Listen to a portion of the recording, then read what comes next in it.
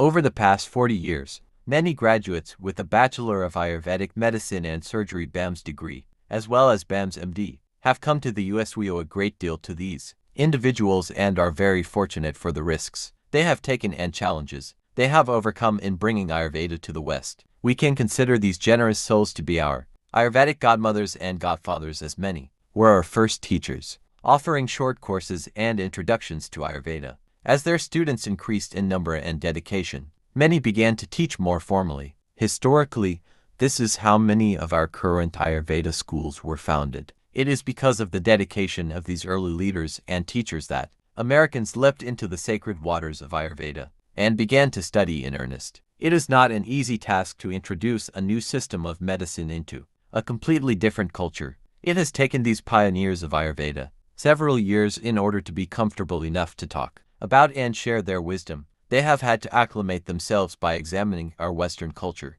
the environments in which we live, the foods we eat, and our ways of being in order to appropriately apply the principles of Ayurveda to our Western world. Through their own personal studies of the American culture, they have succeeded in translating Ayurveda into not only the English language, but also the Western culture as a whole. Unfortunately, it is not possible to presume that all immigrants with BAMS have had this kind of exposure to and education about the US to practice or teach Ayurveda here. It is essential to understand the laws pertinent to practicing as a healthcare professional, licensed or otherwise. Currently, it is not legal to practice the full scope of Ayurveda here in the United States as it is in India. Considering that 40 out of 50 states do not have health freedom legislation, anyone residing in those states and practicing Ayurveda must understand their legal limitations and take the appropriate steps to protect themselves and their practice. Much of what Ayurvedic doctors and